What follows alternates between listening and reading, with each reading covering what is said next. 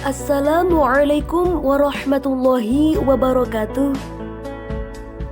Kami dari kelompok 1 mata kuliah pengembangan kurikulum PAI yang beranggotakan Lucia Herdiana, Maulani Ifada Nurhani, dan Muhammad Miftahul Fahri. Kami akan menyampaikan presentasi kami yang berjudul Hakikat Kurikulum. Mari simak videonya. Saya Miftahul Fahri akan menjelaskan mengenai pengertian kurikulum. Secara etimologis, kurikulum berasal dari bahasa Yunani yaitu kurir, yang artinya pelari, dan kurar, yang berarti tempat berpacu. Jadi istilah kurikulum berasal dari dunia olahraga pada zaman Romawi kuno di Yunani, yang berarti jarak yang harus ditempuh oleh pelari dari garis start sampai finish. Dapat dipahami jarak yang harus ditempuh di sini bermakna kurikulum dengan muatan isi dan materi pelajaran yang dijadikan jangka waktu yang harus ditempuh oleh siswa untuk memperoleh ijazah.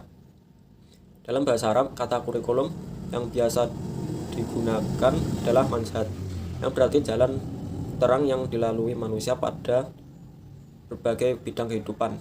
Sedangkan kurikulum pendidikan atau manhaj al-dirasah dalam kamus tarbiyah adalah seperangkat perencanaan dan media yang dijadikan acuan oleh lembaga pendidikan dalam mewujudkan tujuan-tujuan pendidikan.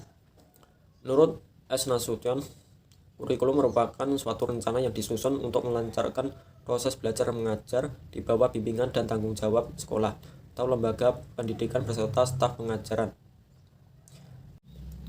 Selanjutnya, kedudukan kurikulum.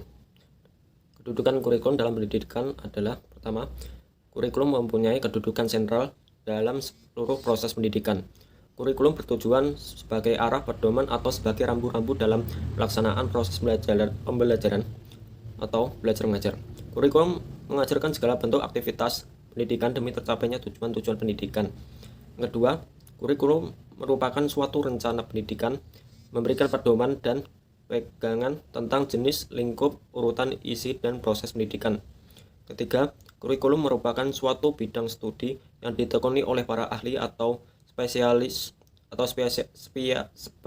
kurikulum yang menjadi sumber konsep-konsep atau memberikan landasan-landasan teoritis bagi pengembangan kurikulum berbagai institusi pendidikan.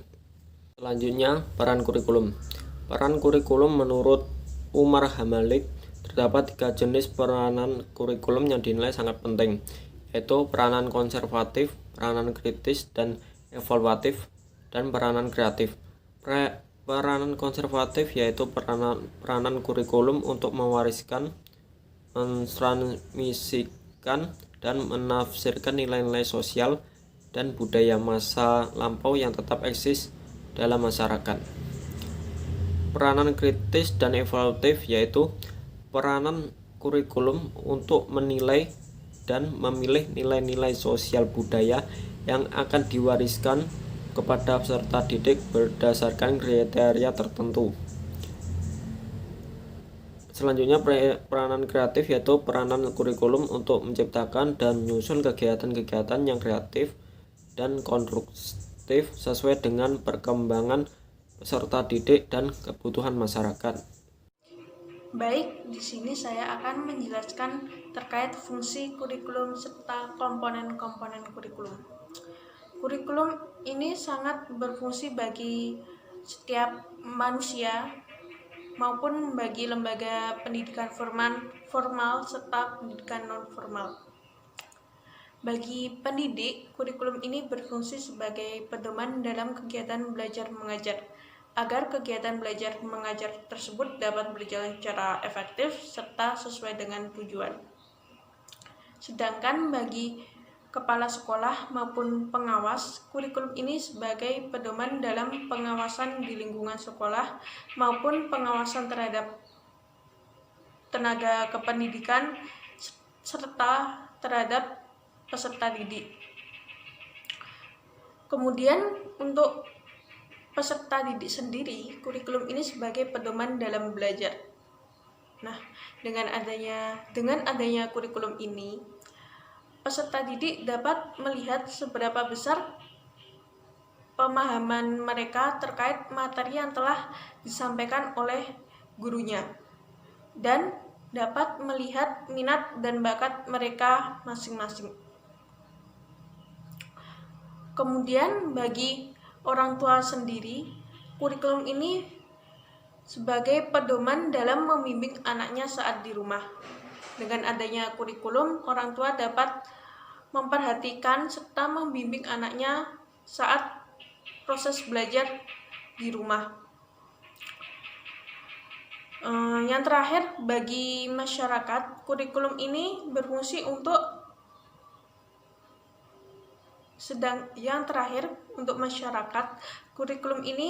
untuk memberikan bantuan bagi penyelenggaraan proses pendidikan di lingkungan sekolah.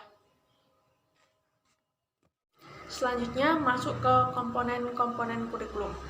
Kurikulum mempunyai 4 komponen. Nah, yang pertama tujuan. Setiap jenjang atau lembaga pendidikan pasti mempunyai kurikulum. Nah, kurikulum tersebut pasti mempunyai tujuan. Tujuan kurikulum tidak lain untuk menjadikan peserta didik lebih baik dari sebelumnya, serta menjadikan peserta didik untuk berakhlak yang berakhlak yang baik itu serta menjadikan peserta didik untuk berakhlak yang baik pada saat di lingkungan sekolah maupun di luar lingkungan sekolah. Yang kedua, komponen materi. Komponen ini merupakan komponen kurikulum yang diprogramkan guna untuk mencapai tujuan pendidikan yang telah ditetapkan. Dan yang ketiga, metode. Nah, sebelum pendidik melaksanakan kegiatan belajar mengajar, pendidik harus mengetahui terlebih dahulu metode yang tepat untuk melaksanakan kegiatan belajar mengajar, agar kegiatan belajar mengajar tersebut dapat berjalan secara efektif, serta materi yang disampaikan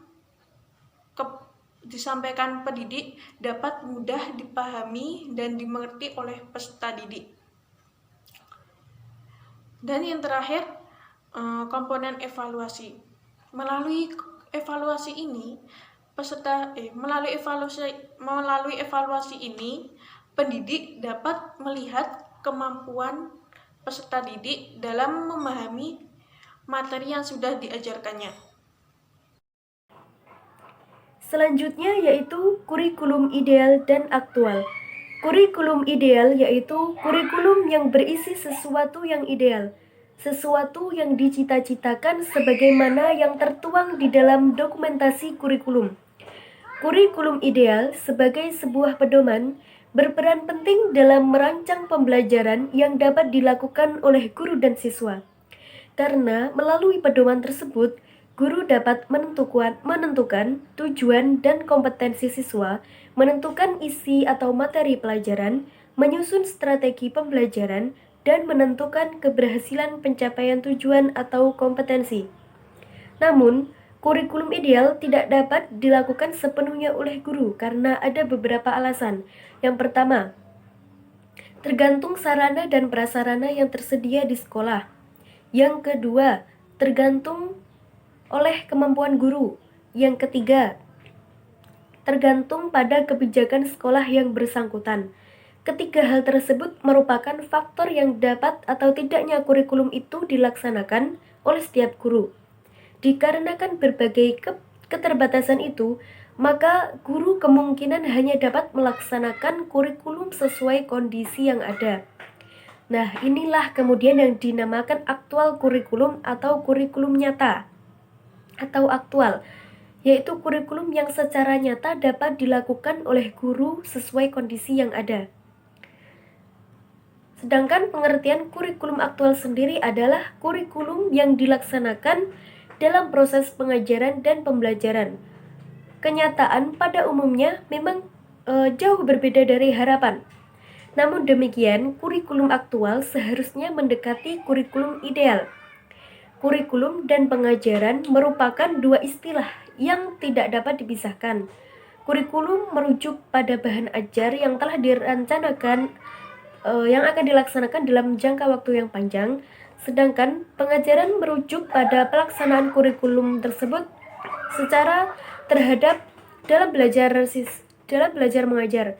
Semakin jauh jarak di antara kurikulum ideal dengan aktual, maka dapat diperkirakan makin buruknya kualitas pendidikan di sekolah tersebut. Demikian sebaliknya. Jadi dapat disimpulkan bahwa kurikulum ideal itu kurikulum yang diharapkan, yang dicita-citakan, yang sudah direncanakan sebelumnya, dan kurikulum aktual itu kurikulum yang sudah berjalan. Jadi yang nyata, yang terjadi nyata itu yang namanya kurikulum aktual. Nah, karena kurikulum ideal itu tidak bisa sempurna, tidak bisa dilaksanakan sepenuhnya karena ada beberapa hambatan tadi. Maka dari itu, sudah seharusnya kurikulum aktual itu paling tidak mendekati kurikulum ideal. Karena untuk mencapai tujuan yang sudah direncanakan atau dicita-citakan sebelumnya. Selanjutnya yaitu kurikulum tersembunyi.